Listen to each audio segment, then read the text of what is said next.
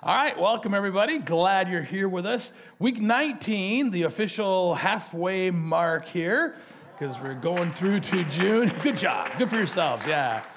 Excellent stuff. And we're looking at Ezekiel, one of the major prophets. And do you remember the difference between the major prophets and the minor prophets? What's the difference? The major prophets wrote more. They're bigger. They're longer. That's all. They're not more important or anything at all. They just wrote more. They're bigger. So, all right, good. I got a couple of pictures to show you first. So I went with our youth on a mission trip to Grenada a bunch of years ago, and I just took a bunch of these pictures while we were there. I thought they were funny. Like, this is Wayne's funeral home. Be prepared. Join today. I'm going to wait, thank you. Funeral Home Burial Society, low monthly payments. Oh, good luck with that eventually, right? Remember the story of the princess and the frog? She kissed the frog and he turned into a handsome prince, right? Well, so some kids were down there, again in Grenada, which is one of the Caribbean islands, right? And so one of these kids had this book, and I got to take a picture of this, because the peak of the story is when she kisses the frog and it turns into a prince, right? No, not in this book. Here's how it goes in this book. That made the princess very angry. She picked up the frog and threw him against the wall. But when he fell to the floor, the frog was no longer a frog. Like, threw him against the wall? What? That does not sound like a kiss to me, right? Wow. Okay, that was interesting. Guava-filled, creamy filling, Dixie. And I thought this was an interesting sign, right? Ministry of Community Development and Gender Affairs and Export Centers. Who puts those together? What? Anyway, there you go. I thought this sign was a little more graphic than we would have here in Guelph. I don't know what you think, but okay. And then one more here. So, like the island it's English speaking, and it's divided up into 6 parishes. They're called instead of counties. And so this is interesting. This is in St. Patrick's Parish. Can't see if you read it, but it's St. Patrick's Christian Books and Stationery. That sounds great. And also Dr. Love Bar. Okay, all right. Dr. Love. Yeah. So, all right, just for fun. Let's pray together. Father, thanks so much that we can have fun together, that you have a sense of humor, and we love that. And there's so many places in the Bible, and we'll see some here this year in the Gospel of John, where when you understand the culture and what's going on, you're humorous, and we're thankful for that, God. Thanks for loving us and giving us your word where we can see more about you, more about what you want. We can find your heart there, Lord, and pray that our hearts become in tune with your heart. So we love the things you love and hate the things you hate. Thanks. Teach us about Ezekiel, where we'll see some of the things you love and hate here as well. In Jesus' name, amen. All right, we are looking at Ezekiel tonight, and if you recall, and I did a quick one of these on Sunday, I don't know if your ears perked up when you heard this Sunday, right? But if you go from Genesis to Esther, you have all the stages, right? The whole Old Testament history, and then you got the next 5 books after Esther are what kind of books? Poetry, yes, poetry books, right? And then after that's Isaiah, and the next 17 books are prophecy books. Yeah, exactly. So just a quick little teaser there on Sunday. And this is where we are. We looked at Isaiah, and then Jeremiah, who also wrote Lamentations, and tonight Ezekiel, and next week we finish the major prophets as we look at Daniel.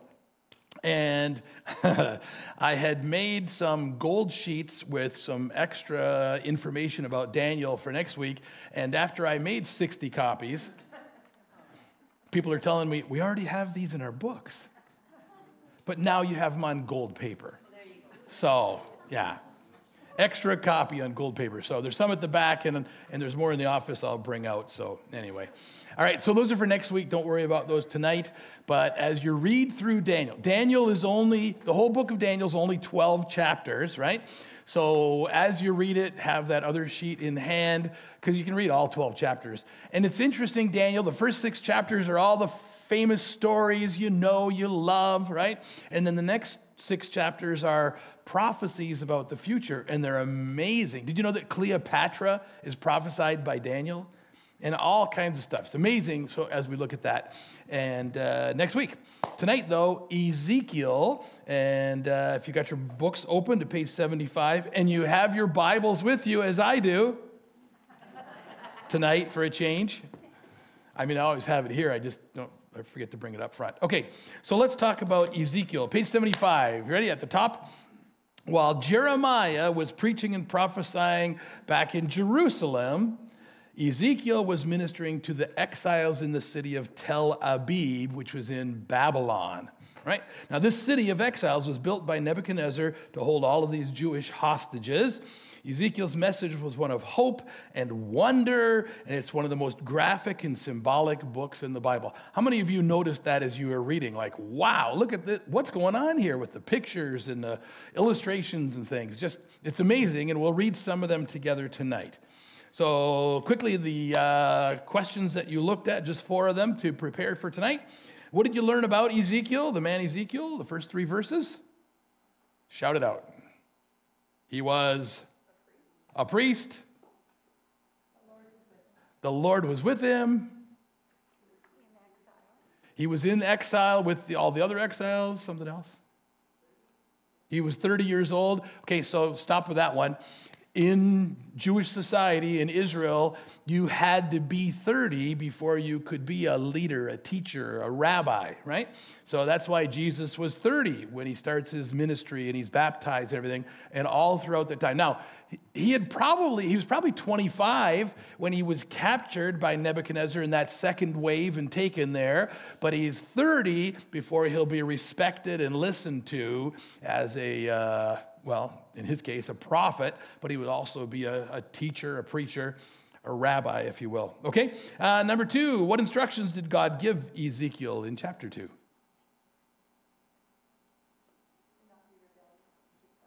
Okay, speak God's word. Don't be rebellious. Do what I tell you.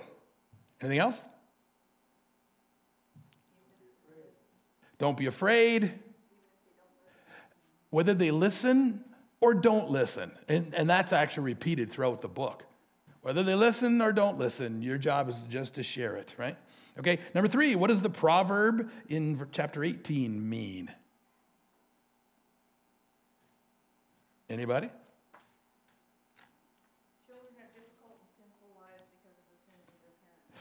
Children are difficult, they're sinful, and often it's because of the sins of their parents. True.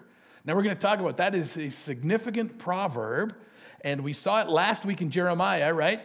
And here it's again in Ezekiel, because Jeremiah and Ezekiel and Daniel are all prophets of God at the same time. We'll talk about that more here in a little bit. All right, and one more, Ezekiel 28. What was God telling Ezekiel there, the first 14 verses?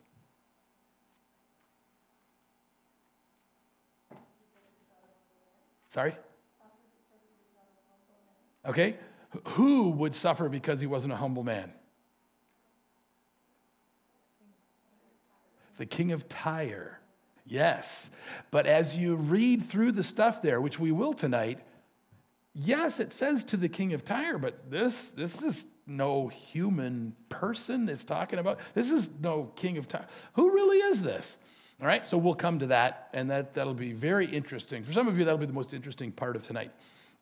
All right, good.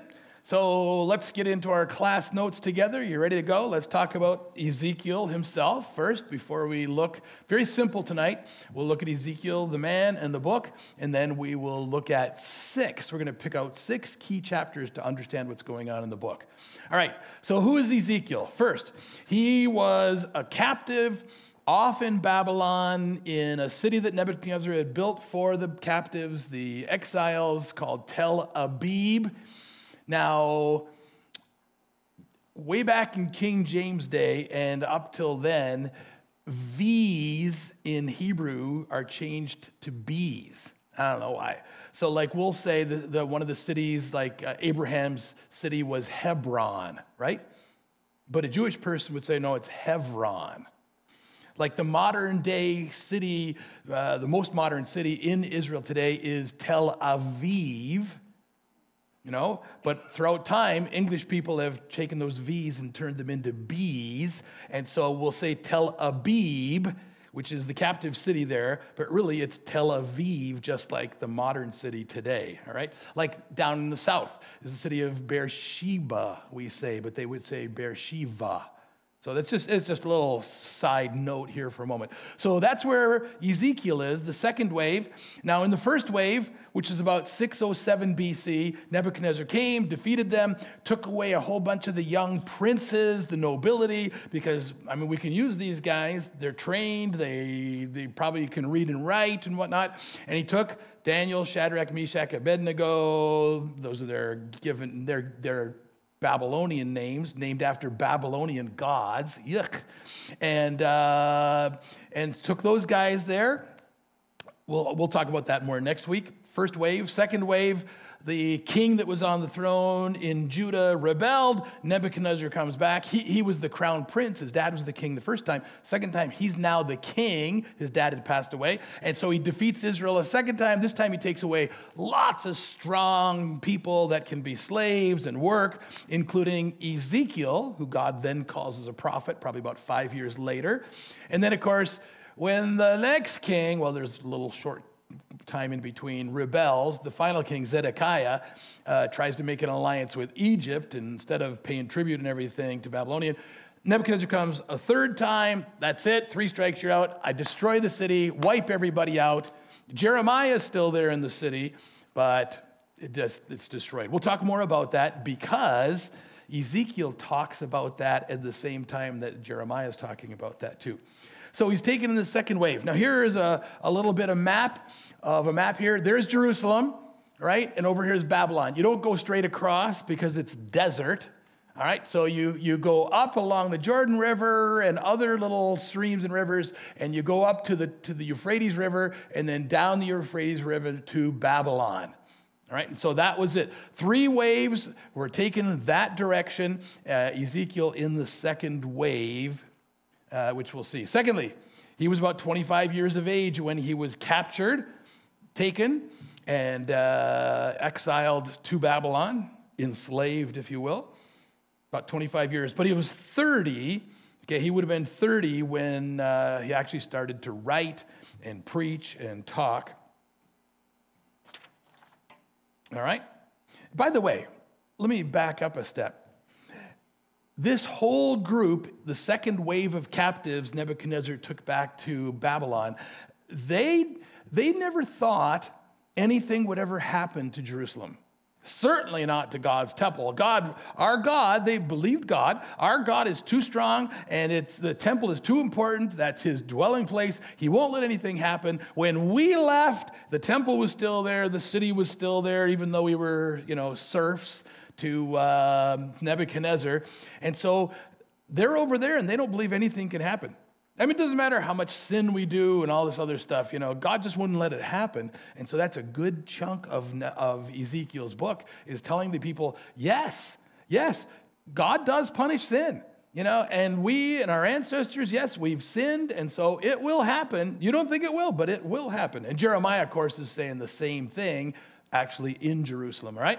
And so, again, as he starts writing, it's only a few years before Jerusalem was destroyed in, anybody remember the date? 586 BC. All right, good. Now, wait, there's a little more. He was one of the 3 great prophets living at the same time, one of the 3.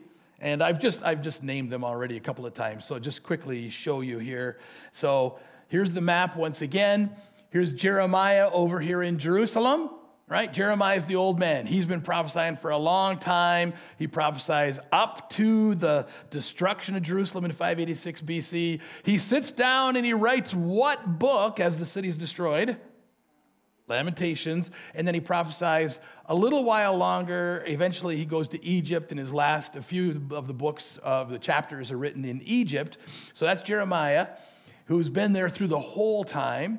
Daniel is in the capital city of Babylon, because he was taken in that first wave, right? And he's there being trained to be a servant, a translator, whatever, in the palace of Nebuchadnezzar. And then Ezekiel, the second wave, and it describes where Tel Aviv, the city, is. It's just kind of in the middle between the Tigris on top and the Euphrates rivers.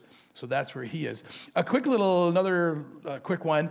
So here's the timeline. You got Jeremiah from about 627 BC. Now this chart is wrong because it has Jeremiah ending right at the dotted line, which is when Jerusalem's destroyed in 586. But we know Jeremiah actually continued a little while and even wrote some when he went down to Egypt over there. And Daniel, as a young guy, he's probably captured about 605, 607 when Nebuchadnezzar came the first time, and he prophesies a long time. Most people don't realize this, but the story of Daniel in the lion's den, okay, of course, the most famous story, he's an old guy. That happens way later, near the end of that story. And then Ezekiel, we're looking at tonight. So Jeremiah is in Jerusalem the whole time. Daniel's here in Babylon city, the capital, and Ezekiel, again, is over there in that city. But you see them overlapping, right? For a good chunk of time. Why? Because God has people in all three places, and so he's provided for them all by having a prophet there in all three of the places too. All right. So his ministry, Ezekiel, back to Ezekiel, his ministry is to the captives in Tel Aviv, which properly in Hebrew is Tel Aviv, like the city today. All righty? Yeah, he was the kind of man who was a down-home preacher. Right? He uses all kinds of illustrations, object lessons. He uses them in a flamboyant way to attract people so that they can hear the message that God has given him to share with them. And his ministry isn't to the high and mighty in Babylon. There's already somebody doing that named Daniel. Right. So his message is to the captives, those that were taken along with him as captives. All right, let's talk about the book itself and fill in the blanks there. The author, of course, is Ezekiel. Ezekiel the man. Okay. It was probably written over the span. The recipients are the exiles and captives. Exiles and captives in Tel Aviv and wherever they are, because there were various towns there too, but that was kind of the main one. The recipients are the exiles and captives. The date, he probably wrote over a long period of time, but scholars generally think about 592 BC. Okay, until about 570 BC. So what's right in the middle of that? Well, 586, when Jerusalem is destroyed, which is a big part of his message. And the purpose is to explain the captivity and the restoration of Jerusalem. So his restoration, I don't think I've said this before, but a lot of prophecy, Old Testament prophecy, has a double fulfillment. You know, there is a fulfillment that comes fairly soon or at one point, and then there's a big, long, important fulfillment that will come much later when Jesus comes back, either the first time or when he comes back the second time. All right, got all that? Okay, there are a few key words of the book of Ezekiel, or phrases, and one of them is this: and you shall know that I am the Lord. Okay? As Ezekiel is talking to the people and he's prophesying to them over and over, 70 times in this book. And you'll know that I'm the Lord. You'll know that I'm the Lord when I do this. Like, you think I just wink at all the sin, that I don't take it seriously, that I'm just this toothless God. No, I've been warning. I went all the way back to Moses to warn that if you do the things that the people of the land do, the land will what? Spit you out, literally. The Hebrew is vomit you out as well. And I'm going to. I have patience and I've been waiting. I've sent all kinds of people, but now it's going to happen, says God through Ezekiel to the people. And then you'll know that I am the Lord, that I am the Lord. All right.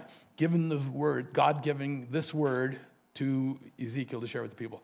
The second phrase that you've got is this, the phrase Son of Man. Son of Man. Now, this title is God's title for Ezekiel. It's used over 100 times in this book.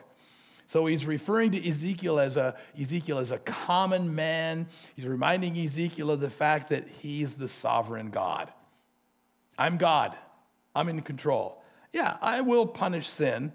You are the Son of Man. Oh, Son of Man. 100 times that's God's phrase for Ezekiel. All right? And then a third key phrase in the book is, as we already talked about, whether they listen or fail to listen. You're not responsible. You're just for their response. You're just responsible to tell the people what I told you. Okay? You're responsible to tell them and do it whether they listen or fail to listen. The idea of listening or hearing God's voice is used 13 times in this book. This is a key feature of Ezekiel. We're going to come back to another interesting phrase God uses, along this same line here in a couple of minutes. All right, got those? So what's the purpose of the book? Why does God have Ezekiel preach and draw and build and shave and eat? I mean, it's wild stuff. Why does God have him do all these things? Well, number one, to describe the fall of Jerusalem. To describe the fall of Jerusalem. Now, this book is divided into 3 pieces, 3 parts, and the first 24 chapters are Ezekiel saying to the people, it's going to happen. I know we're over here and you're all expecting to go home and your home will still be there, the temple will still be there. No. It's going to all get destroyed, ripped up. It's punishment for our sin.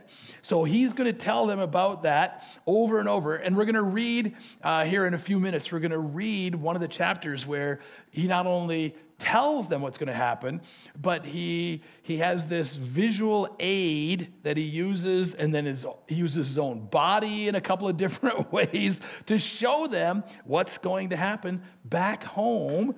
And there won't be a home for these people to go back to, right? Right, now it's hard for the people to believe. The last time they saw Jerusalem, the walls were fine, the temple was still there. They think they're going to go home soon, or they're hoping this will happen. They can't believe that God won't let it happen. And so because of this ministry of Ezekiel's, which is tough stuff, right? In the first 24 chapters, Ezekiel is not popular with the people. Who does that sound like? Jeremiah last week.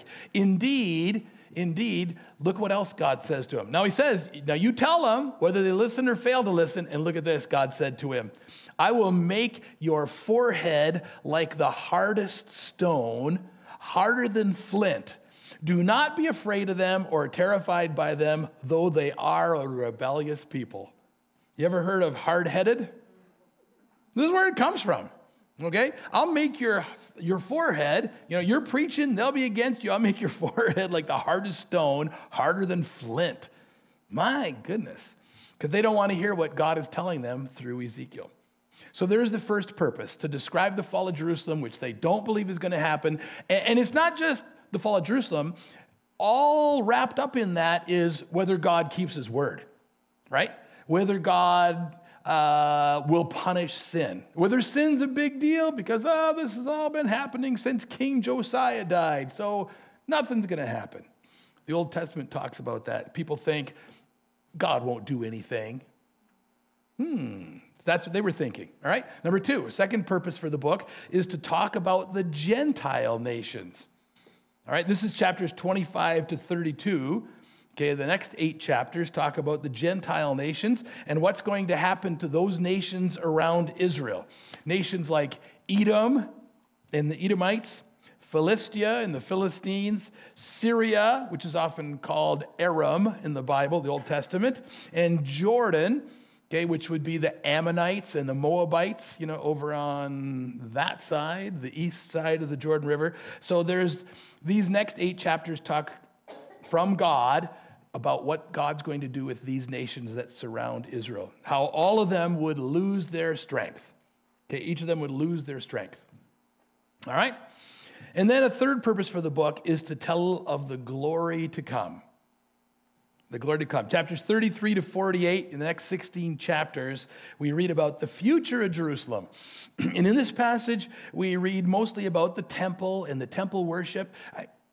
Now, why is that kind of ironic? Because while he writes it, there is no temple. So, wait a minute, what are you talking about? There is no temple. The Babylonians destroyed it, tore it down completely. It's gone. So this is a ministry of hope that Ezekiel has and offers to the people who are captives.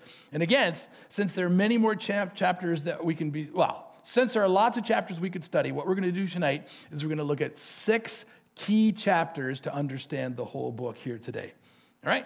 So we're going to emphasize chapter 1, chapter 5. We'll see. Okay, any questions so far before we now start jumping into these chapters?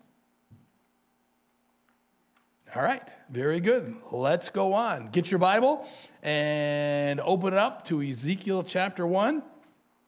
And we will start having a read, looking what it says. You bring it up to the microphone here. I'll save my voice. That's great. Actually, isn't it great, to have all these Bible apps on your phone or your tablet or whatever, and so many of them will actually, read it to you, and that's great for when you're in the shower or whatever. Whatever. Okay, chapter 1 is interesting, and how much do we want to read? Well, let's just start at the beginning. All right, you ready? Let's go. In the 30th year, in the 4th month of the 5th day, while I was among the exiles by the Kibar River, so that's how we know where this Tel Aviv was, okay? The heavens were opened, and I saw visions of God. God's revealing to him what's going to happen. On the 5th of the month, it was the 5th year of the exile of King Jehoiachin. The word of the Lord came to Ezekiel, the priest, the son of Buzi. That's a cool name. By the Kibar River in the land of the Babylonians. There the hand of the Lord was upon him. I looked, here you go, here it is. So much amazing stuff, stories, pictures in Ezekiel. I looked and I saw a windstorm coming out of the north. An immense cloud with flashing lightning surrounded by brilliant light. The center of the fire looked like glowing metal. In the fire was what looked like 4 living creatures. In appearance, their form was that of a man, but each of them had 4 faces and 4 wings. Their legs were straight, their feet were like those of a calf, and gleamed like burnished bronze. Under their wings, on their 4 sides, they had the hands of a man. All 4 of them had faces and wings, and their wings touched one another. Each one went straight ahead. They did not turn as they moved. Now, look at this next part, because when people have visions into heaven, they see this. From here to the book of Revelation. Their faces look like this. Each of the 4 had the face of a man, and on the right side, each had the face of a lion, and on the left side, the face of an ox, and each also had the face of an eagle. Such were their faces. Their wings were spread out upward. Each had 2 wings, one touching the wing of another creature on either side, 2 wings covering its body. Each one went straight ahead. Wherever the Spirit would go, they would go, without turning as they went. The appearance of the living creatures was like burning coals of fire, like torches. Fire moved back and forth among the creatures. It was bright. Lightning flashed out of it. The creatures sped back and forth like flashes of lightning. Wow. So this is amazing. This 4-faced angel, again, and there's 4 of them here. You see these throughout the Bible. They're around God's throne. They minister to God. And now we believe each of those faces represents something specific. And when we get to the New Testament, which is not only like a month away, when we get to the New Testament, we'll see that Matthew, Mark, Luke, and John, some relate each of these 4 faces to each of these 4 books. So it's interesting. We'll come to that later, though. As I saw the living creatures, I saw a wheel on the ground beside each creature with its 4 faces. This was the appearance and structure of the wheels. They sparkled like chrysolite. All four looked alike.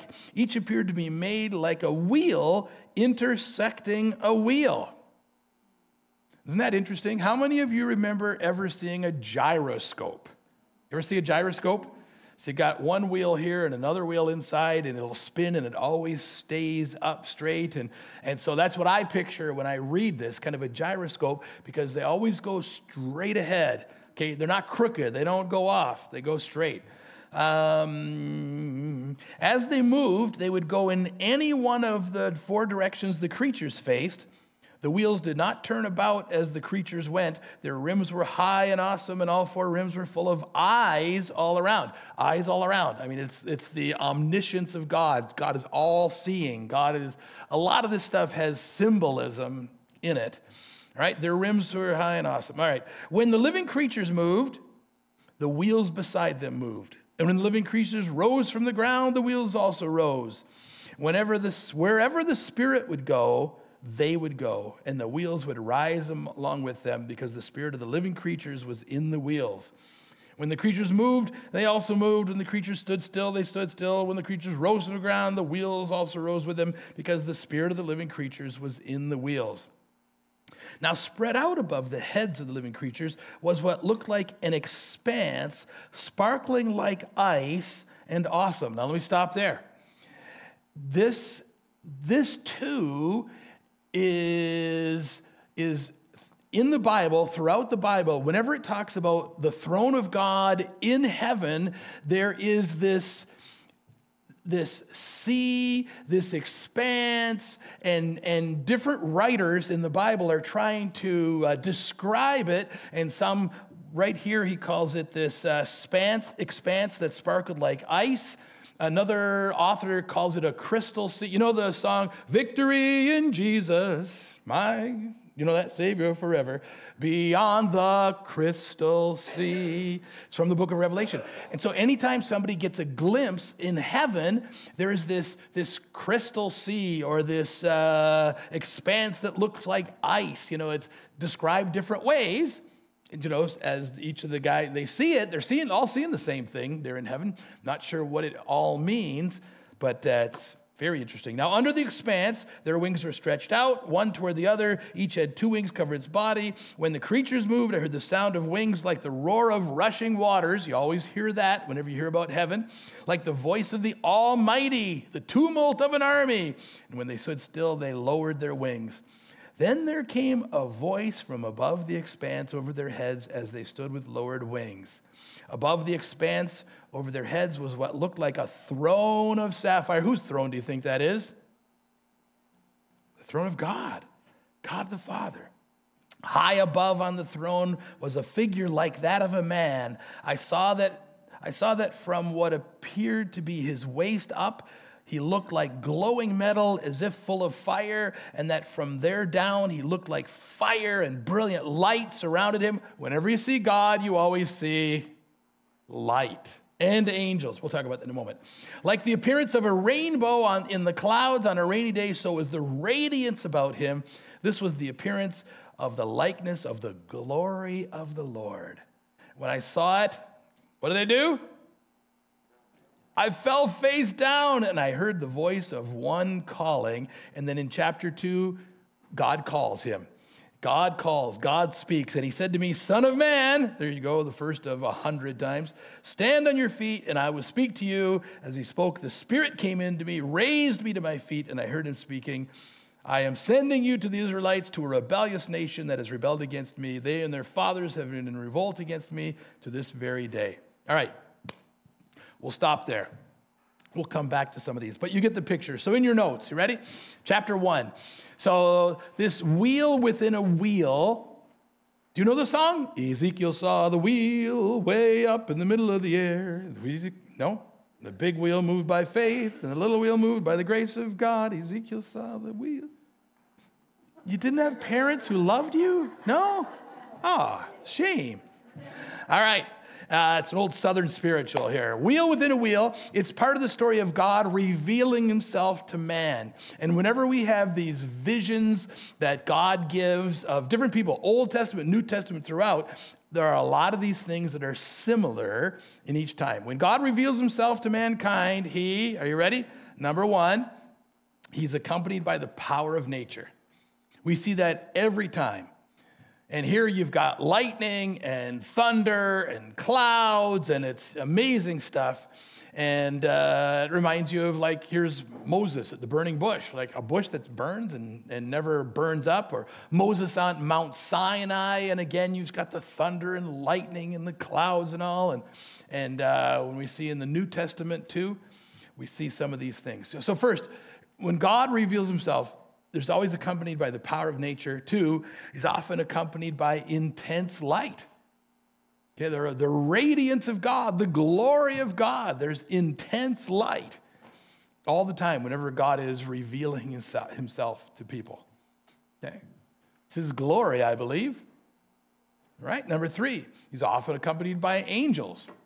Whenever anybody sees God, they see angels. Remember 2 weeks ago when Isaiah looked up and he saw God, and he's seated on the throne, and his train filled the temple, and what? There were all these seraphim who were there flying, and one of them brought the coals to his lips from the altar and touched him to purify and burn away his sins. So, always angels. And then God always shows his great power.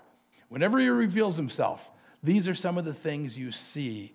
Again, cover to cover in the Bible, power of nature, intense light, angels surrounding him, great power is shown too. All right? And what was Ezekiel's response to all this? We weren't done, some of you. Another moment.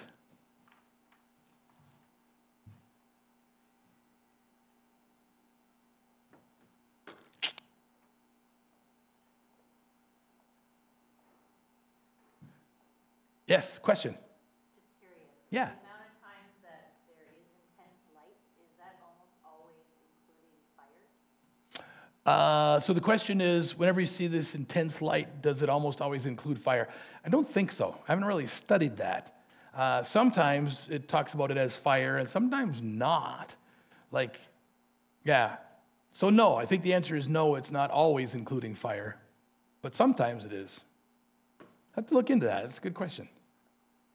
Any other questions I can't answer? Anybody? We'll try. Gusto.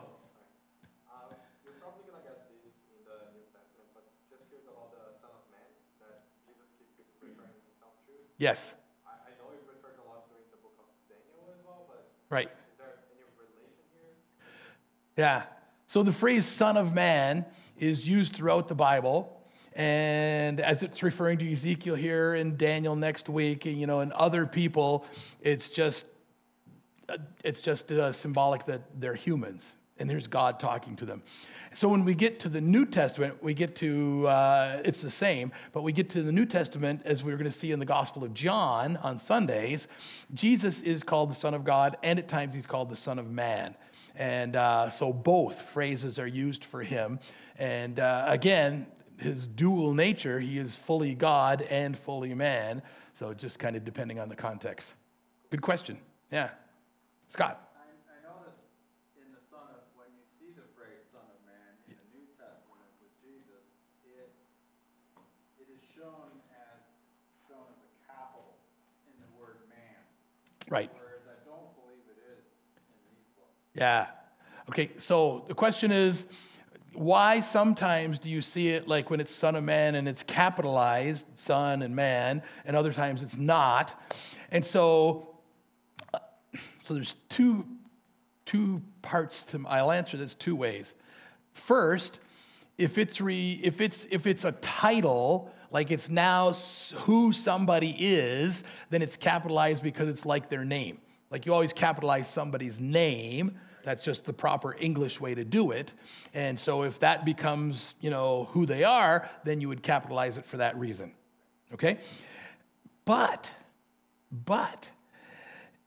in the Hebrew, when the Old Testament was written, and in the Greek, when the New Testament was written, there weren't capitals. There was not uppercase and lowercase. It was just all the same. And worse, there was no punctuation. So have you ever seen some of these things where somebody writes the same thing and you put the period in different places and it says completely different things? Well, imagine if there were no periods, no commas, nothing, like nothing even in between sentences. You're just kind of figuring out. That's how the Bible was written. It didn't have capitals, there wasn't punctuation, and so when you see capitals to start the sentence or for a proper name or that kind of stuff, it's done that way because that's how we do it in English. Okay? So the writers are recognizing this is Jesus, and so they might capitalize it, or they're recognizing, this is how we do it in English because we're translating it into English.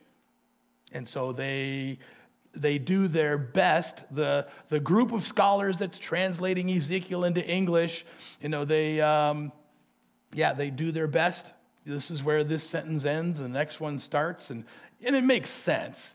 And like I could give you like 100 words in a row, and maybe it's, like 10 sentences, but no periods or spaces between this, except between the words, there's spaces there.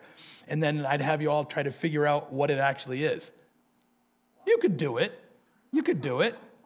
No, serious, you could do it. It would just make sense that this ends and this is a new sentence and this is a new sentence. And that's what the scholars have to do. Yeah. Can you imagine? No punctuation. And so even like I passed around my Hebrew Old Testament and my Greek New Testament the other day, and as you looked at it, it did have periods and whatnot, and you could tell, well, that's the modern version where they've already done that. If you actually saw, like a copy from 2,000 years ago, very difficult. And Hebrew is the same. And Hebrew is even worse. You ready? In Hebrew, there are no vowels. Picture. No capitalization, no punctuation, and no vowels. So like if I gave you the letters D, G, what could that be? What words could it be? D, G, what words could it be? Dog, dig, Doug, dag, like dag nabbit, dag. Now you would know what it was by the context, right? I threw a stick to my DG and said fetch. You knew it'd be dog, right? So then he brought it back and he DG a hole, Doug, right? So the context helps with this. Today's modern Hebrew it's called vowel pointing, where again, modern Hebrew, they'll put little dots or a little dash or it looks like a kind of T, and all of those tell you what vowels go between that consonant and the next consonant.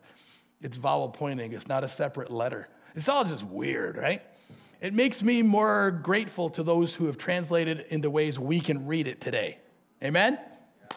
Thank you for doing that work. So, all right. You didn't need to know all that stuff, but since I can't help myself, now you do. All right, you ready? Where are we? All right, so what was Ezekiel's response to all of this? What did he do? Fell face down in worship. Worship. And you know what? Whenever anybody sees God, that's it. Again, remember 2 weeks ago, Ezekiel, Isaiah sees God in the temple. There's a vision too. And what does he do? Falls down and says, woe is me. I'm a man of unclean lips and I live among a people of unclean lips. Just you recognize the purity of God and our impurity, and you fall down in worship whenever anybody sees God. And whenever we get a glimpse of who God is in a myriad of ways, that ought to be our response too. Amen? Anybody? Amen? Amen? Okay, just checking. All right, chapter 5. Let's go on to the next one.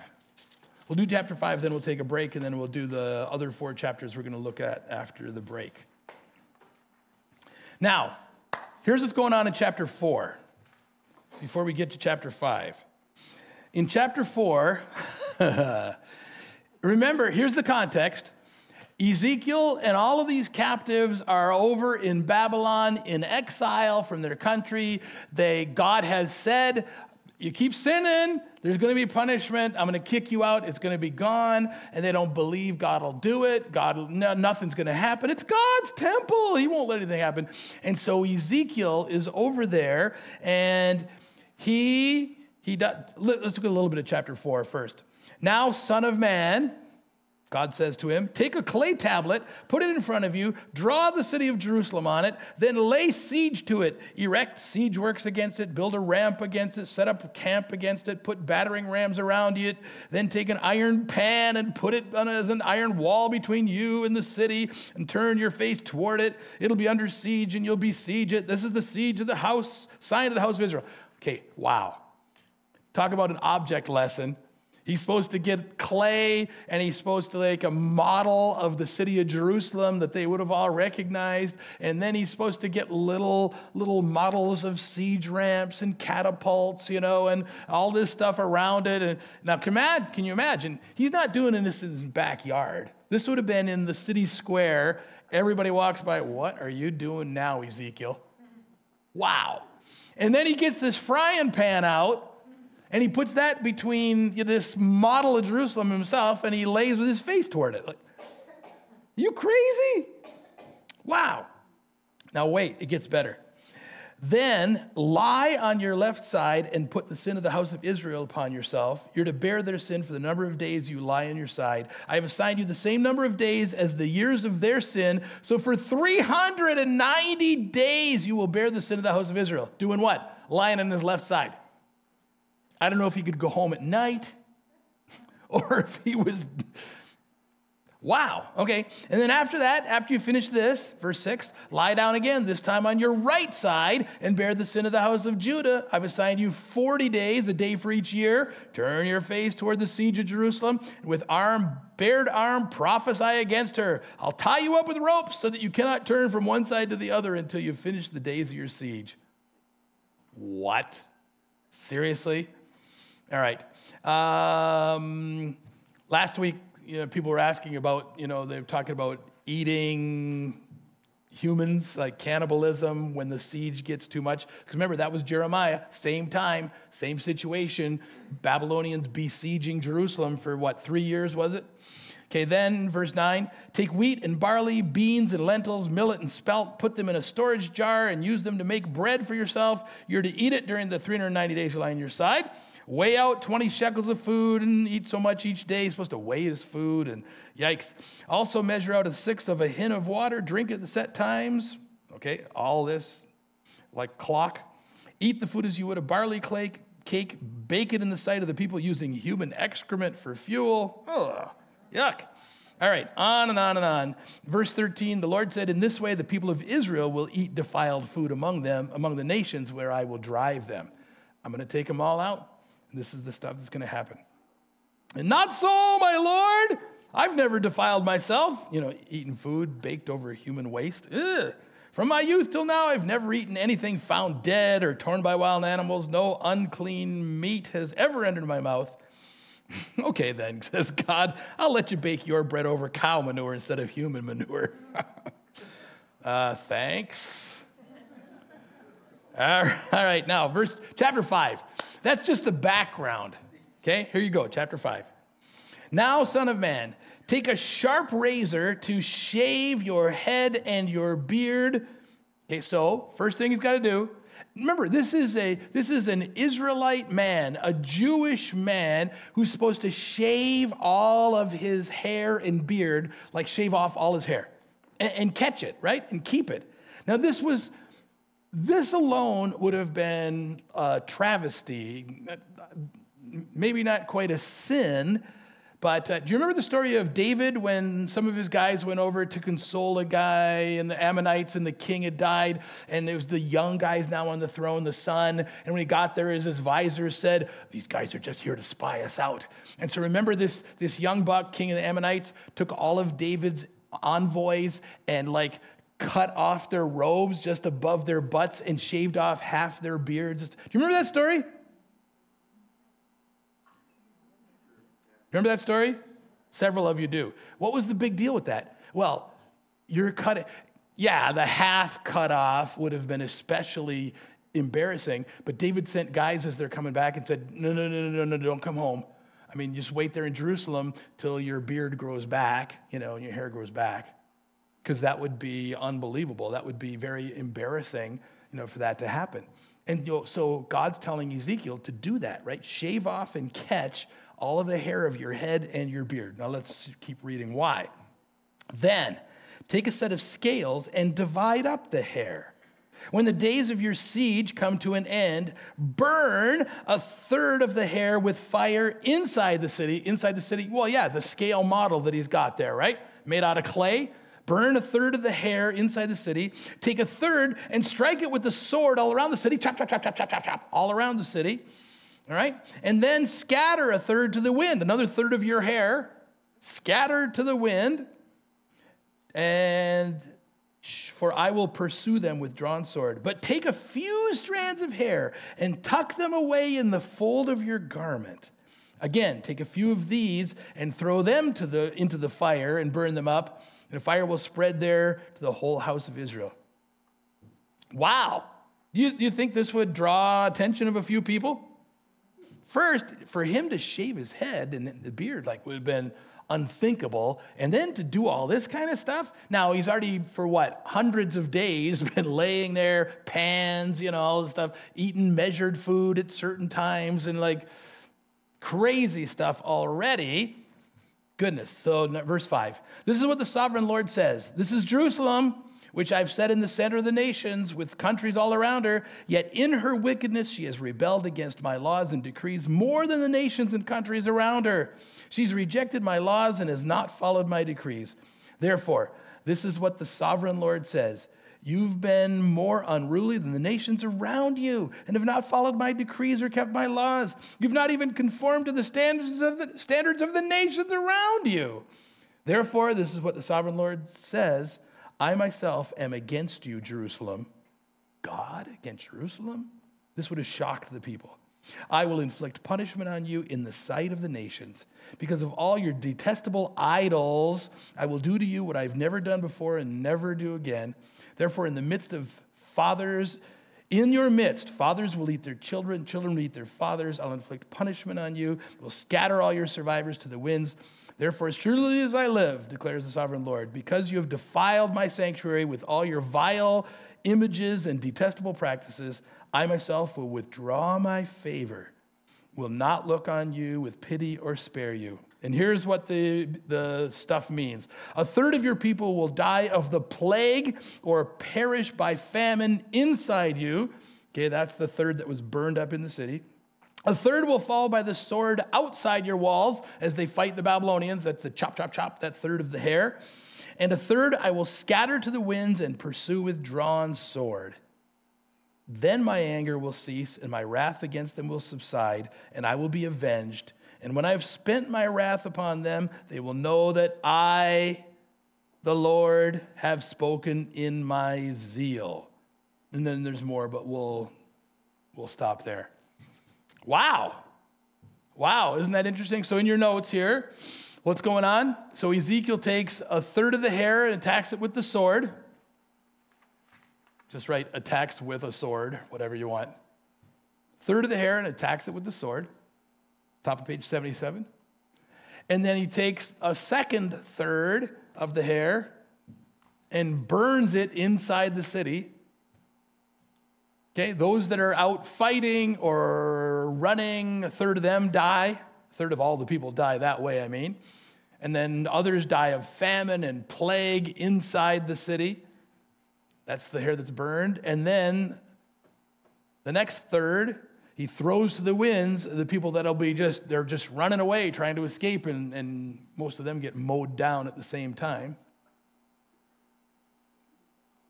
And then he takes a few strands of hair and tucks them inside the belt, representing the remnant that will survive. Because God always preserves a remnant. We've seen it from the very beginning. God always preserves a remnant. Whether it's Noah and his family, Lot and his daughters, God always preserves a remnant. Okay. Crazy. You got all that? Mostly? Not quite. I see heads shaking both ways. No, yes. All right. All right, let's go on. So what was the meaning of all this? Again, we just read it. 1/3 of your people will die by plague or perish by famine inside you. You mean Jerusalem, right? 1/3 will fall by the sword outside your walls, the soldiers and others. And 1/3 I will scatter to the winds and pursue with drawn sword. Goodness. Now that's chapter 5, verse 12. Now why would God destroy his city? The next verse tells us, verse 13. Then my anger will cease, my wrath against them will subside. And I will be avenged. God had said for hundreds of years, don't do all this stuff. And particularly, a lot of it is about the idol worship. And by the way, it's not just bowing down or giving a sacrifice to an idol. A lot of this stuff included sacrifices, including child sacrifices. It included prostitution as part of the worship, if you will, of these idols, Baal, Asherah. Goodness. So there was more than just, you got a little idol there. No. There's all the stuff that went with it too. And they'll know that I, the Lord, have spoken in my zeal. I will show them, I keep my word, that I do punish sin. Yeah, I'll make you a ruin and a reproach among the nations around you in the sight of all who pass by. People will see what you did and what the punishment was. It kind of reminds me a little bit about, you ever see pictures? I don't think people do this anymore, but it used to be somebody went to court for something, and a judge would sentence them to wear a placard outside of a grocery store saying, I stole bananas in this store, or something like that, and they would have to stand. You ever see that? That stuff used to happen, right? That used to happen all the time. Today it's like, steal anything you want up to $1,000, we don't care. What? Yeah. No, quite different today. This is part of it. Here's an example to the world that God keeps his word. All right. Do you think you'd remember this sermon? It lasted 2 years for all of this stuff, and then it culminates in you wonder if he called everybody, okay, you're ignoring me now for the last year and a half, but everybody better show up here on this day, because it's all going to come down. All right. Let's take a break, and then we'll go to chapter 18, the next chapter. 8:04. See you in 10 minutes. Make it 9.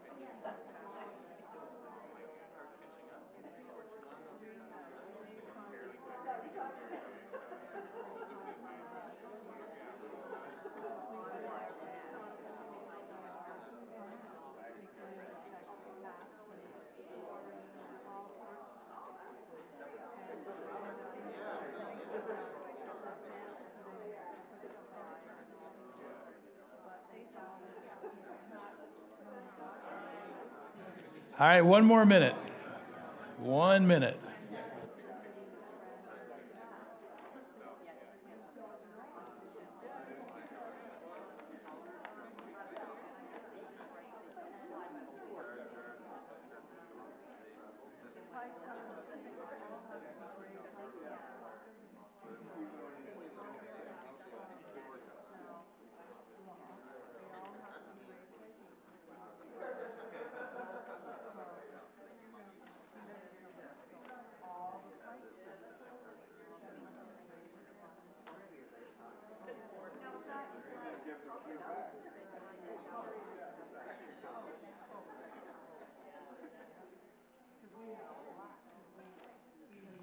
All right.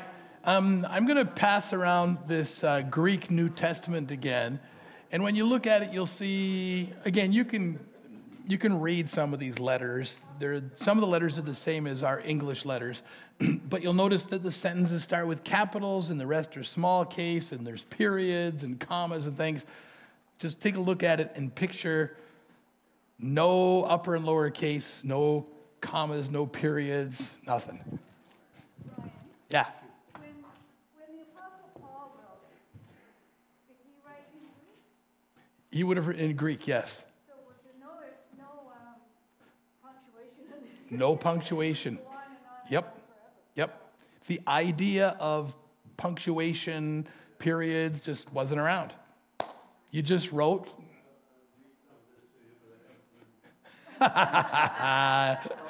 Nice, Gord. Nice. Yeah. It's the evolution of things to make them more clear, by putting in upper case and lower case, developed over time afterward, since then, and all the punctuation and stuff. It's really amazing, actually. Okay, let's, are you ready?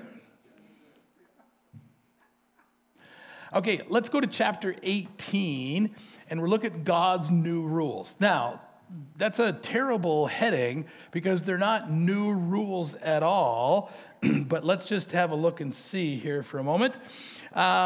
Remember this. The people of Israel were commonly using this proverb. We saw it last week with Jeremiah and the people in Jerusalem, and here with Ezekiel with the people over in Tel Aviv in Babylon, the exiles. And this proverb that everybody was saying was this: the fathers have eaten sour grapes, and the children's teeth are set on edge. Now, again, that makes no sense. You've all eaten something sour, and it feels like your teeth are curling, right? But it makes no sense that you'd eat something sour, and someone else's teeth would be set on edge. The point was they were blaming their ancestors. Look at all that's happening. We're carried off as exiles here, or the Babylonians have come to surround the city over here in Jerusalem, and whose fault is it? And of course, no one ever thinks things are their fault. True? No. It must be our father's fault. They messed up. Our grandfathers, our great-grandfathers. And so this was the proverb that was being said all over the place. People were, in your notes, people were complaining because of being punished for their father's sins. That's what this proverb meant. Okay? It's not us. We're just feeling the consequences, their teeth set on edge, but we didn't actually do it. Now, here was part of the problem. Okay, God had explained the penalty for sin this way, going all the way back to Exodus. Exodus 20 is where you find the 10 Commandments, right? And God says this: you shall not bow down to them or worship them. What's he talking about? Idols, that's right. For I, the Lord your God, am a jealous God, punishing the children for the sin of the fathers to the third and fourth generation. But wait, there's actually more that people don't quote. There are more that people either don't know is there or they deliberately leave it out. Punishing the children for the sin of their fathers to the third and fourth generation, what? Of those who hate me. So it's not like you did it and your kids pay. No, you did it and you did it in... The word hate is not like we think of hate, like, just hate you. It's more the way your actions are. Okay, it's more your actions show that you disagree, that you're against that person. Okay, I mean, the anger, hatred could be part of it too, but not always necessarily. So the third and fourth generation of those who hate me. So they knew this from all the way back in the Exodus, and so they had created this proverb, coming out of this context to say, we're innocent, it's our fathers. They have done this stuff, right? They have done this. Well, A, this is about idolatry, and B, it says, if you keep hating like your father and grandfather and great-grandfather did, you'll be punished, right? Of those who hate me. That's part of it, okay? Now, Israel, so some people would say, well, why this change the rules? Oh, by the way, let's read it. I'm sorry. All right, chapter 18, are you with me? Because there's more, not just that part. The word of the Lord came to me.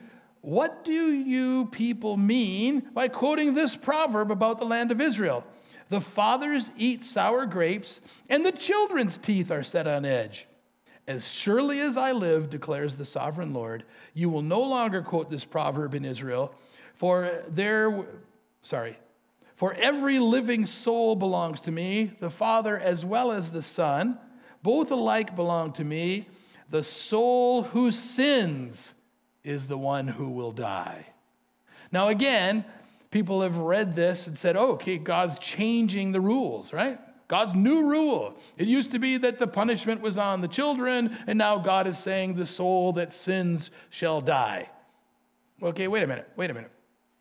This isn't really a change, not at all. Always the person who sinned was punished for their sins, right? It's not why did God make the rule about the third and fourth generation? No. It wasn't a change here, just a misunderstanding on the part of the people. Let me go on here. See, God was really saying that the penalties of sin would carry out through the generations, down through the generations, just because sin always has its natural effects. Now, let me stop a minute. So, if I hate God and I teach my kids to hate God, they'll probably what? Teach their kids to hate God, who will teach their kids to hate God. You know, it goes down through the generations. And it happens, there's an example that's here on the board. There's natural effects on a child living in the home of alcoholic parents, right? That's just the way it is, right?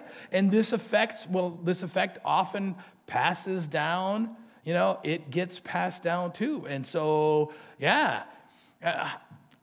today I'm so glad that there are so many laws about smoking around children, right?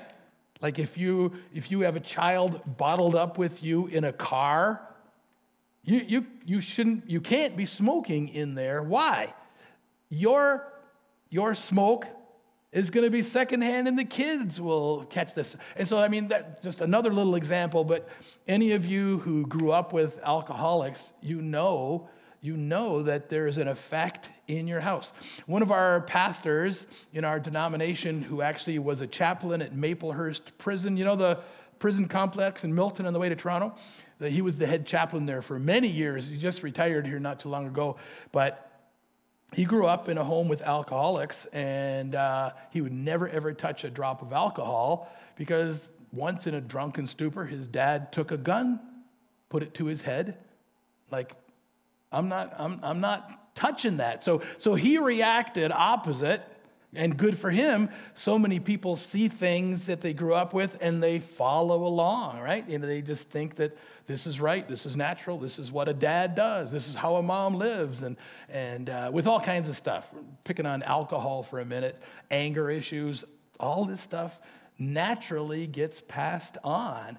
And I think that's more what God was talking about, because God has always said, even though here it says the soul that sins, it shall die, that's always been the premise, right? You're punished for your own sins, not someone else's sins.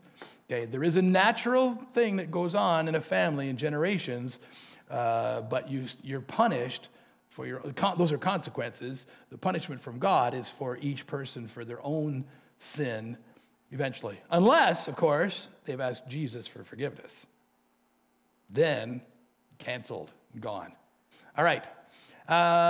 Makes sense? Any questions about that? All right. So you can see what happened. Way back there, they saw Exodus, punish the sins of the fathers to the children of the third and fourth generation of those who hate me. And so they were saying, now look at what's happening to us, to our nation, to our country. We're exiled. Whose fault is it? Oh, must be our fathers and stuff. No. That's not how it works. Okay, good. Let's go on. That's chapter 18. All right, and that would be a good quiz question, wouldn't it? What two books quote the proverb, the fathers have eaten sour grapes and the children's teeth are set in edge? And the answer is Jeremiah and Ezekiel. Okay, it could happen. It might, you never know. I'm just saying. All right. There's a little box there on page 77 as well, and you don't need to write anything down. And everybody said, hooray! So Ezekiel shows God's plan in chapter 3 by just simply staying in his house. You stay in here, and do everything in your house. In chapter 4, by taking these odd positions, laying on his right side, laying on his left side, putting a pan between him and, getting tied up the way that's kind of the next one, right? Eating his food by weight. I think he had these cards, and anybody? Yeah. Somebody, okay. Is it Weight Watchers or something where your card, never mind. It wasn't that. Okay, this is what God told him to do. And the fourth one, sacrificing his personal appearance, just shaving off. Again, I can't emphasize how wrong this would seem to everybody when he's shaving off all the hair in his whole head, beard, everything. And obviously it's making a point. And all of this was drawing people to hear the message that he had from God. All right, and then later, chapter 12, removing different items from his home. You can read that chapter and have a look and see what that is. So if I didn't say this before, Ezekiel is probably the most graphic of all the books of the Bible. With all of these pictures and actions and the wheels in the wheels, and later when we get to the valley of dry bones, Ezekiel's amazing with all of these object lessons and illustrations and stuff. So, and even here, these 5 things too. All right, let's turn to page 78 and look at a couple more chapters.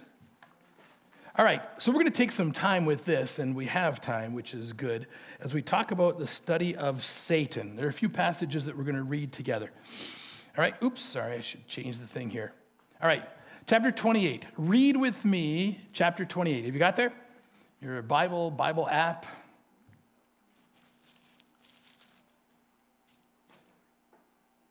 Okay, Tyre and Sidon were 2 Phoenician cities on the Mediterranean. Very important. The Phoenicians at one point, before the Romans, kind of ruled like the Mediterranean. They had Carthage way over here and all these different cities. And so Tyre was a hugely important city back in that time. And so in chapter 28, you see it starts off, the word of the Lord came to me, Ezekiel, Son of man, say to the ruler of Tyre, this is what the sovereign Lord says. In the pride of your heart you say, I am a god. I sit in the throne of a god in the heart of the seas. Again, the Phoenicians were seagoing peoples. But jump to verse 12. And tell me if this could be a human king, all right? The word of the Lord came to me, verse 11, 12. Son of man, take up a lament concerning the king of Tyre, and say to him, this is what the sovereign Lord says. You were the model of perfection, full of wisdom, and perfect in beauty. You were in Eden, the garden of God. Whoa, stop. Was the king of Tyre back in the Garden of Eden? No. Who's he talking to? Who is this he's really speaking to, kind of behind the king of Tyre? Well, you can guess, right? You were in Eden, the garden of God. Every precious stone adorned you, ruby and topaz and emerald, chrysolite and onyx and jasper and sapphire and turquoise and beryl. Your settings and mountings were made of gold on the day you were created. Oh, he was what? Created. On the day you were created, they were prepared. Now, this is all talking about the beauty and who he was. You were anointed as a guardian cherub. What's a cherub? An angel. The angels were created by God, and he was created as an angel. For so I ordained you. You were on the mount, holy mount of God. Okay, so they were there in the presence of God. You walked among the fiery stones. You were blameless in your ways from the day you were created till wickedness was found in you. Through your widespread trade, you were filled with violence and you sinned. So I drove you in disgrace from the mount of God. I expelled you, O guardian cherub, from among the fiery stones. Your heart became proud on account of your beauty, and you corrupted your wisdom because of your splendor. So I threw you to the earth, made a spectacle of you before kings. Okay, we're going to stop right there.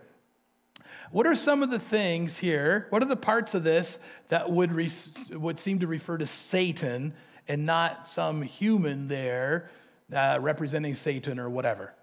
Well, there's lots of them. There's lots of them. The model of perfection. I mean, there are only a few of us humans like that. Thank you, thank you. I'll be here till Thursday. Try the veal. Full of wisdom and perfect in beauty. No, this perfection stuff. No. In the Garden of Eden, wow. Created, no, we were born. He was created directly. A guardian angel, again, not a human, not a human. On the holy mount of God, no human has ever been on the holy mount of God. you sinned, you were driven from the mount of God, you were thrown down to the earth. This is Satan. This is talking about Satan. This is a prophecy of Satan. Well, no, it's kind of talking about what had happened to Satan, a proclamation to Satan from God through Ezekiel. All right? Now, there are more passages that we're going to look at here as well. So Satan, throughout history, has apparently made it a point to indwell those who have great power. Okay, we use the word in English, they possess that person, right? To possess. They're demon possessed, Satan possessed. Well, it seems that that's true if you read through the Bible, right? That many actually do sell their soul to Satan in return for great power. That actually is true, and that does happen.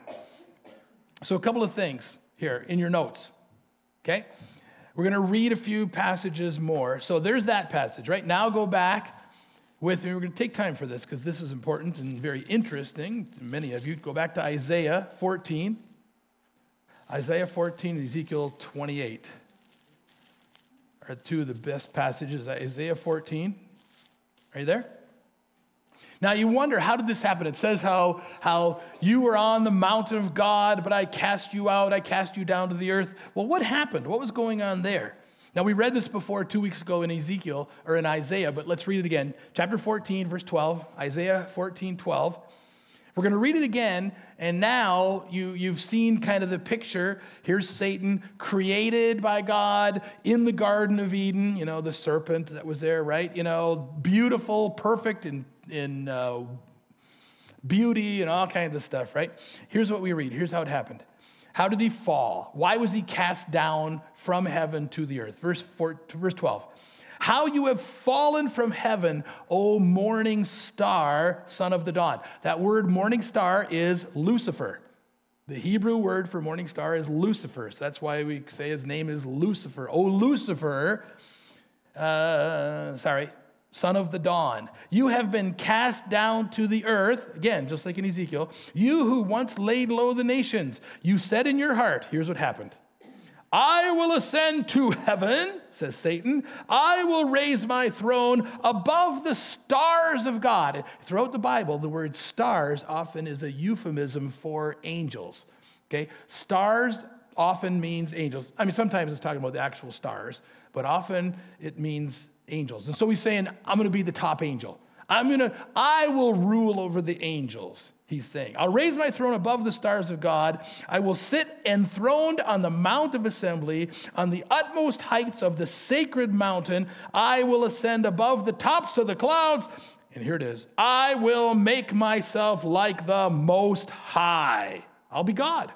I'm going to be God. I'll be over the angels. Wow. But, verse 15, you are brought down to the grave, to the depths of the pit. Wow. Okay, that's Satan. That's the pride that brought him down. I'll be God. I'm going to go up there. I'm not content being here. Turn all the way back to the book of Revelation. To the end. Revelation, singular. Hope you all caught that. Revelation. And let's read the first 6 verses there. We're just going to take time tonight, right now. We've got time to do a little study of Satan and what the Bible says about Satan. All right, chapter 9, everybody there? All right, I won't give you a lot of background about the book of Revelation. We're just going to jump in here, and here we go. The 5th angel sounded his trumpet, and I saw a star that had fallen from the sky to the earth. Okay, stars are often angels. Who is this star that had fallen from heaven to the earth? Satan. We just read it twice. Isaiah 14, Ezekiel 28. The star was given the key to the shaft of the abyss. When he opened the abyss, smoke rose from it like the smoke from a gigantic furnace. The sun and sky were darkened by the smoke from the abyss. And out of the smoke, locusts came down upon the earth and were given power like that of scorpions of the earth. They were told not to harm the grass of the earth or any plant or tree, but only those people who did not have the seal of God on their foreheads. They were not given power to kill them, but only to torture them for 5 months. The agony they suffered was like that of the sting of a scorpion when it strikes a man. During those days, men will seek death, but will not find it. They will long to die, but death will elude them. So here's Satan. Now, the abyss, this is the place where angels, fallen angels, disobedient angels to God were kept. All right, they were thrown into the abyss.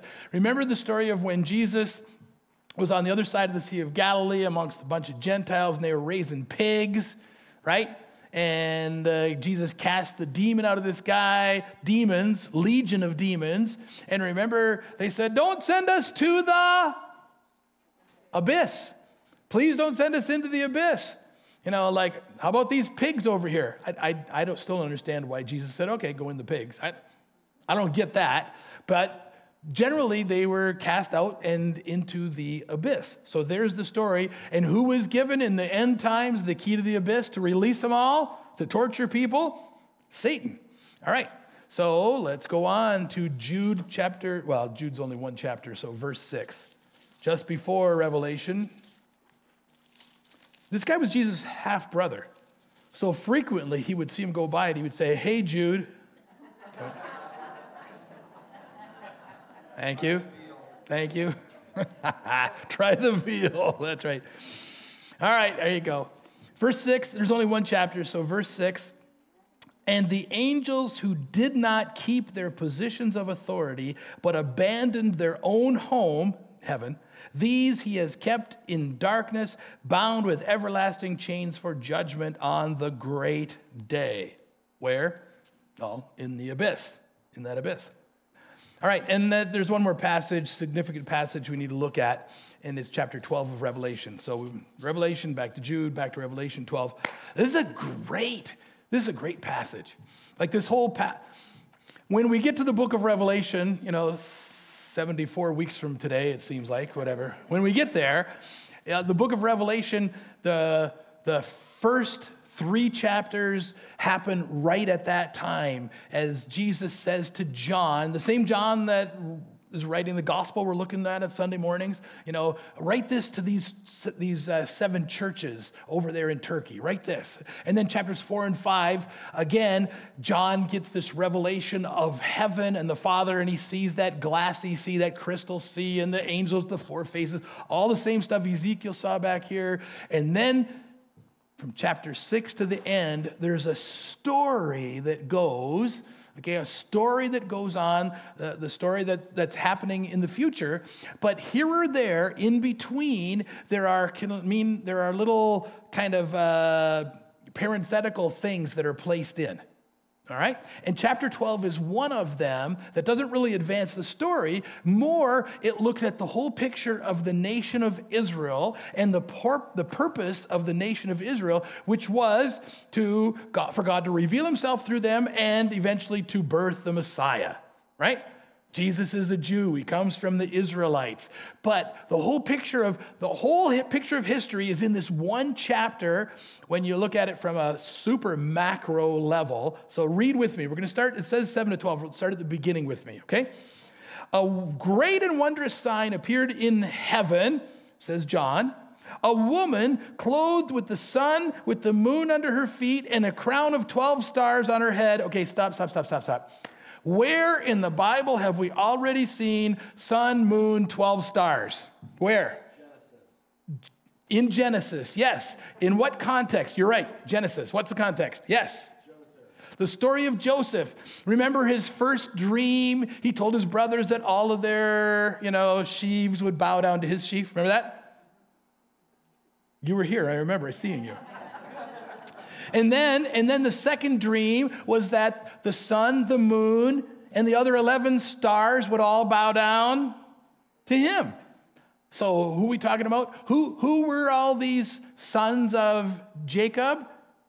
They're the 12 tribes, right? So this picture is Israel, all right? A great, wondrous sign appeared in heaven, a woman with the sun, the moon, and crown of 12 stars on her head. Okay. So we know who that is. This is Israel. This woman is Israel.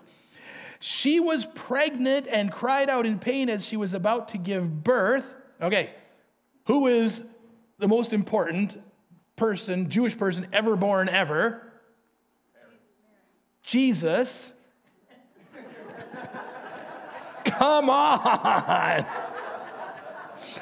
All right, we'll keep reading here. Close. Then another sign appeared in heaven, an enormous red dragon with 7 heads and 10 horns and 7 crowns on his head.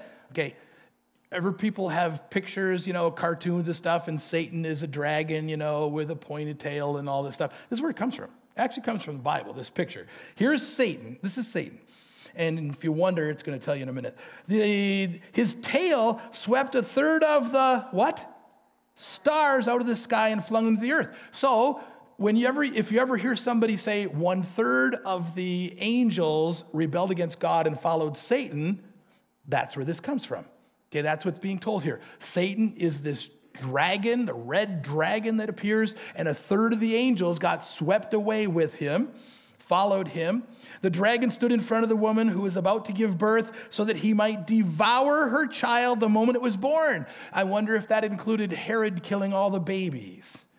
And actually, I've preached sermons on all the different ways that Satan tried to stop Jesus before he was even born and throughout the plan he had. All right? Verse 5, she gave birth to a son, a male son, who will rule all the nations with an iron scepter. It's Jesus. And her child was snatched up to God and to his throne. Well, his life was pretty short there, right? He's born, God took him up to heaven. Well, 33 years later, but there you go. Now here's our part.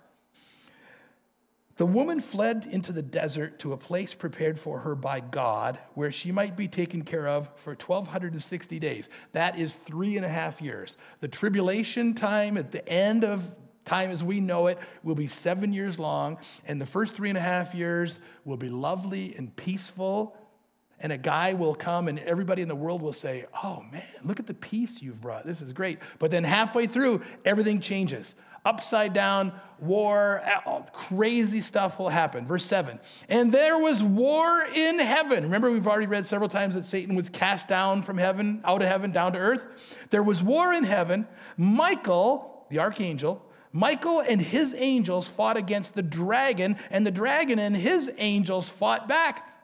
But he was not strong enough, and they lost their place in heaven. The great dragon was hurled down. Okay, in case you've been wondering about this dragon, John tells us that ancient serpent called the devil or Satan, just so you're clear, who leads the world astray. He was hurled to the earth, and his angels with him. Then I heard a loud voice in heaven say, John, remember John's writing this down. I heard a loud voice in heaven saying, now have come the salvation and the power and the kingdom of our God and the authority of his Christ. For the accuser of our brothers, who is the accuser of the brethren? Satan, who accuses them before our God day and night. Remember the story of Job? Job only follows you because you're protecting him. He has been hurled down. They overcame him by the blood of the Lamb and by the word of their testimony. They did not love their lives so much as to shrink from death. Therefore, rejoice, you heavens, and you who dwell in them. But woe to the earth and the sea, because the devil has gone down to you. He's filled with fury because he knows that his time is short. Okay, we won't take more time to keep reading more, but you could read the last 5 or 6 verses there too, which talks about Satan trying to chase after Israel now. He's angry because the son she gave birth to, the Messiah, is back in heaven, and he wasn't able to kill him or stop him. And so now he's after the Jewish people too. All right, some of the junior girls are out waving at us. So that's the picture of Satan. Let's copy down a few things. What have we learned here? Okay, got your notes? This is Satan's origin and sad story. What's his origin? Well, he's a real being. Satan is not just, like a euphemism for evil. Satan is real. There is a real, actual being who is Satan, Lucifer, all right? He took 1/3 of the angels with him, as we read here a moment ago from, this chapter, Revelation 12. 1/3 of the angels, swept 1/3 of the stars out of the sky to earth with him, all right? He was created as a guardian angel and was the top of all created angels. We believe from some other passages that he led all the other angels in the worship of God. But because he was so high, it went to his head. I will be like God. I'll be above all these other angels. I'll be enthroned above the other angels, right? So that doesn't mean I'll be number one. He was already number one, but I'll be on the throne. I'll rule them. I'll be God. All right, and so for all of that, he's thrown out of heaven.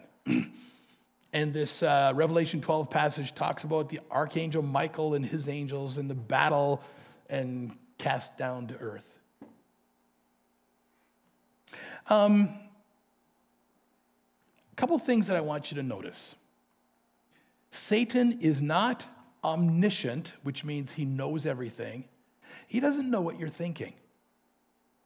Nowhere does the Bible say that Satan knows what you're thinking.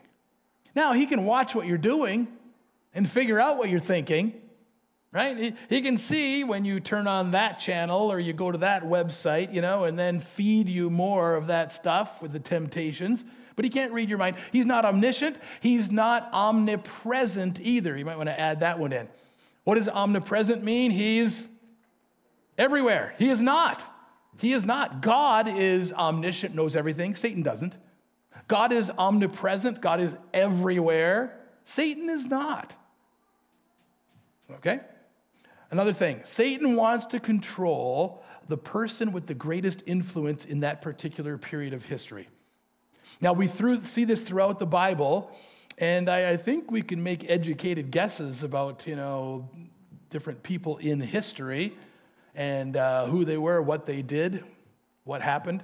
Remember, we just read in chapter 12 about Satan being after the Jewish people. So could Hitler have been, possessed by Satan? Oh, wouldn't surprise me. But in the Bible, you see Nebuchadnezzar. The Bible talks about that. Nebuchadnezzar be behind him. Now, God used Nebuchadnezzar still, but Satan was there. The king of Tyre, which we read back in Ezekiel, the king of Tyre, who was one of the most powerful men in the world at that time. Okay? Simon Peter. When Jesus was ready to come from Galilee down to Jerusalem for the last time, Jesus was telling him, I'm going to go, I'm going to be betrayed, I'm going to be killed and stuff. And Peter says, then you're not going. Not keeping you, nope, then not going to let you go. And Jesus actually says to him, get behind me, Satan. Even Peter, like Satan is even using Peter to try to keep Jesus from going to the cross for us that last time. And then Judas too. The Bible says is Judas, Satan was there in Judas. Again, to try to stop Jesus. All right. Good. All right. Satan, one more thing. Satan always tries to imitate Christ. Always tries to imitate Christ.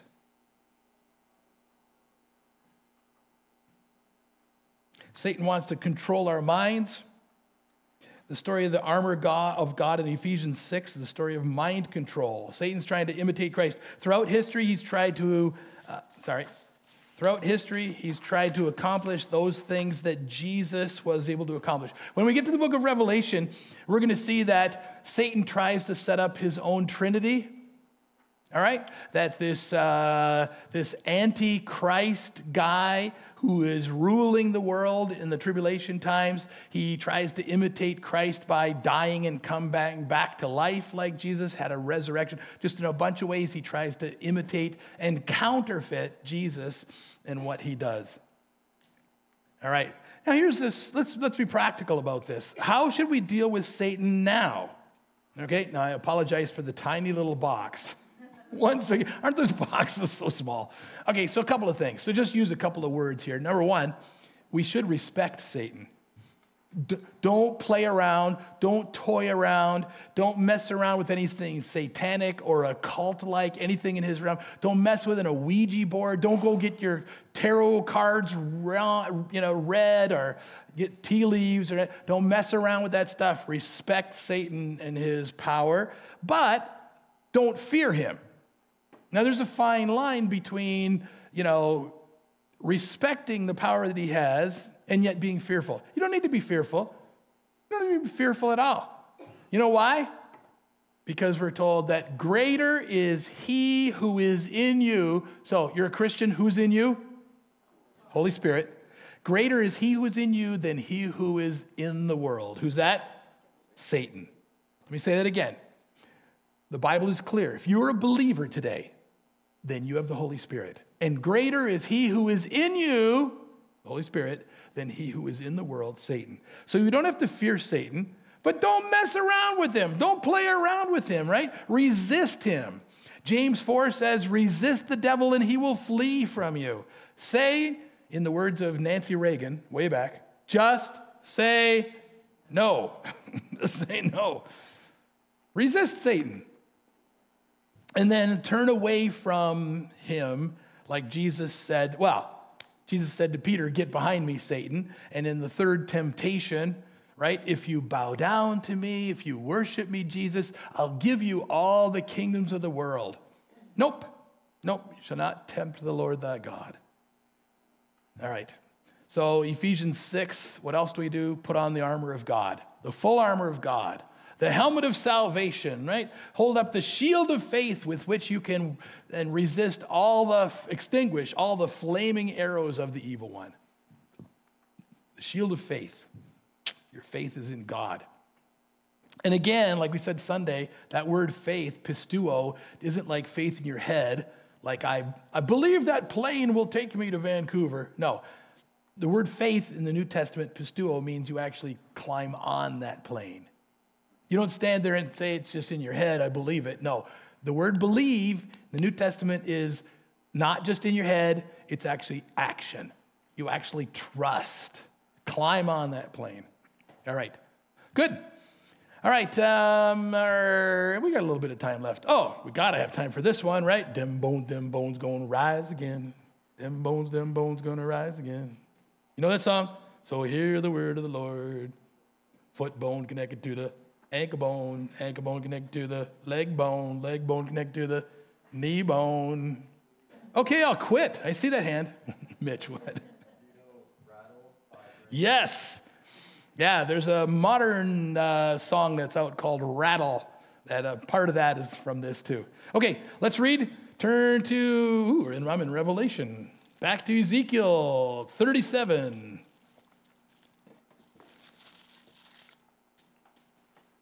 So this is interesting. Ezekiel 37, you ready? The hand of the Lord was upon me, and he brought me out by the Spirit of the Lord and set me in the middle of a valley. It was full of bones. Now in your notes, shall we read it and then go back, or should we just go along as we go? Right in. God takes Ezekiel to a battleground. Okay, sorry, I'm making you do two things at once. We'll just read it and then we'll come back.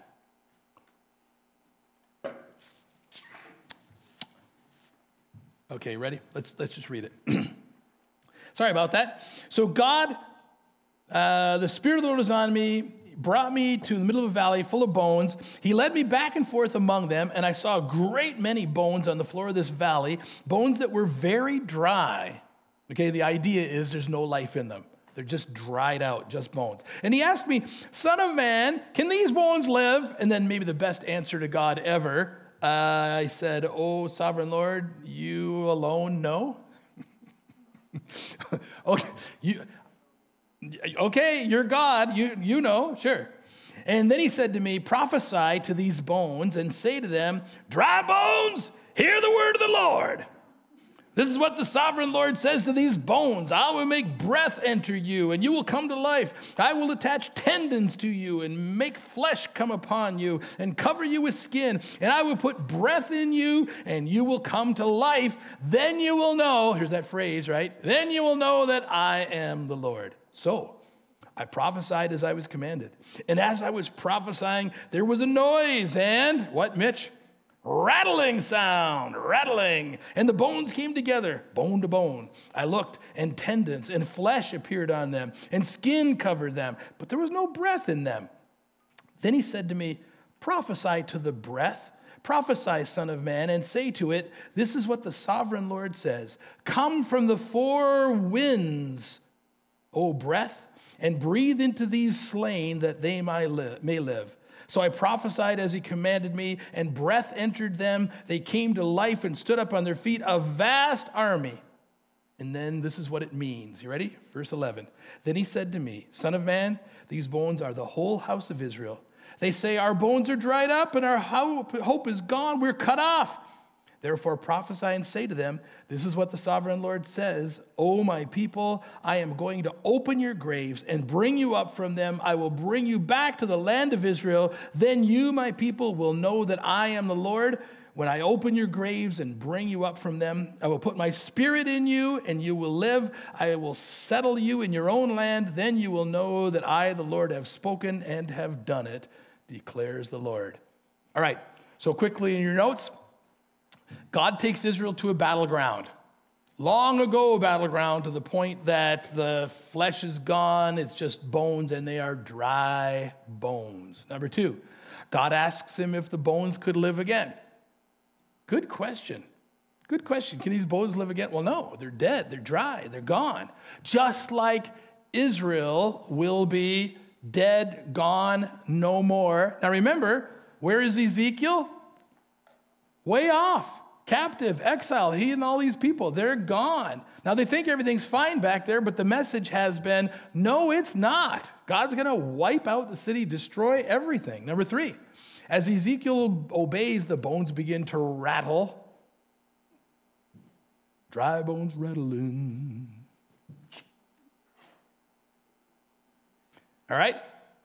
And then muscle and flesh are added to the bones. Now the bones have come back together. You got a skeleton. Now the flesh, the tendons, the muscles, then the skin on top of it. And then finally, breath enters these corpses. Now, 2 things about this. I'll wait till you got it written down so you can catch this. 2 things about this. First, this is the opposite of how you die and what happens when you die, right? You start, your breath is gone, poof, and then skin, muscles, bones dry out. It's the opposite, okay? God does this the opposite. But here is something I think even more significant. All right, sorry, let me back up. That word breath that we read several times, it's the Hebrew word ruach, and it means breath. It also means spirit, breath or spirit. And so just because you have breath doesn't mean you're alive. You need to have a spirit from God, amen? A spirit. So it's the breath. By the way, in Greek, in the New Testament, same thing. The word is pneuma, which is breath. So when you have problems in your lungs, it's called pneuma, which is spirit and breath and wind. And the Hebrew word is the exact same. It means wind, breath, and spirit, the ruach here. So God sends his spirit in, and this is what he's going to do. What's the point of this illustration? I believe it's this. Israel will come back. They're gone, they're scattered, they're destroyed. How many of them are there? Not that many. This and that Israel will come back. And I think this prophecy in a more full way, okay, yes, after 70 years they came back from Babylon to Jerusalem. They rebuilt the temple. Then Nehemiah came, they rebuilt the wall. That's great. And they were around, kind of, some of them up until for the next 400 years till Herod. And then, of course, they rebelled and the Romans destroyed it all again. And then they were banned. At one point, the Romans banned Jews from Israel completely. And they were gone, except for maybe a literally handful living in Jerusalem at different points. 1948, Israel became a nation again.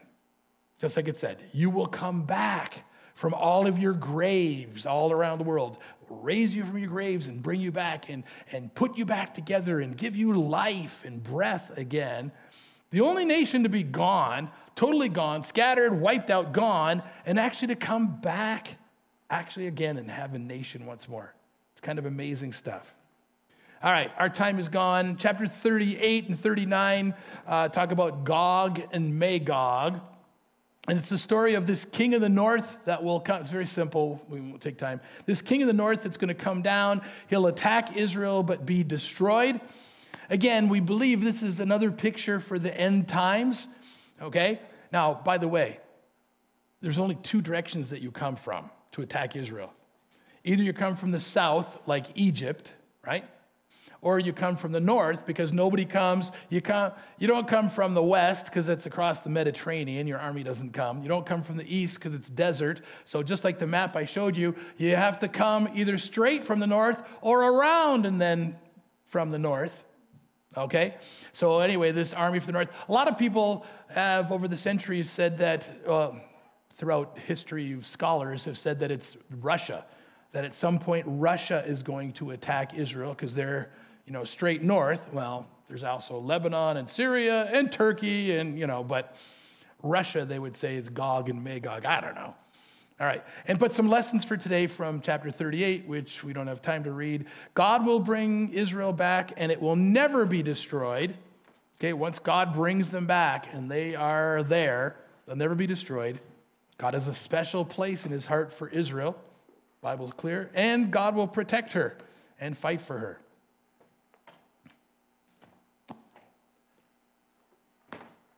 The end. All right.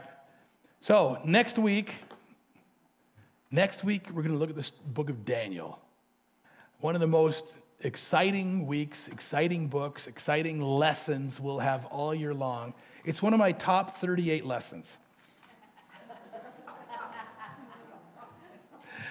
Actually, 39. No, that week's a party. Actually, I'm serious. It's probably in my top 5.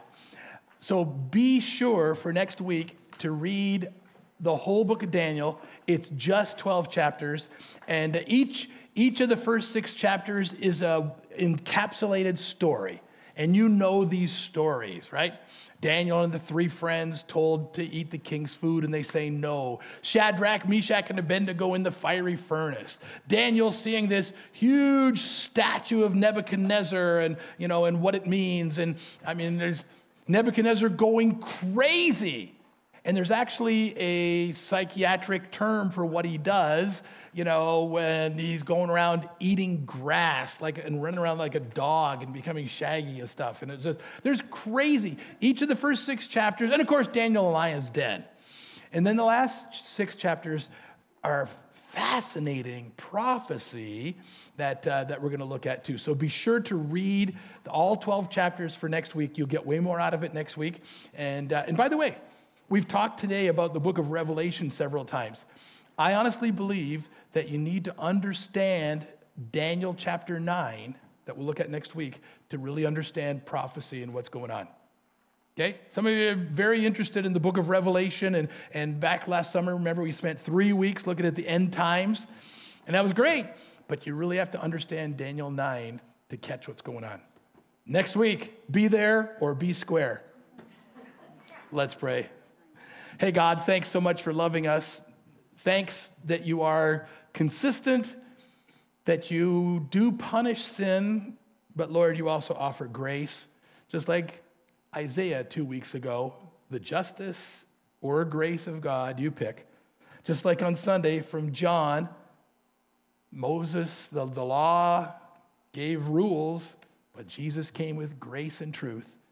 Father, thank you that we can fall on your grace, beg and receive your forgiveness by just admitting that we're sinners. Thank you. Thank you. Thanks for your forgiveness. Pray in Jesus' name. Amen. All right. God bless you. Have a great week.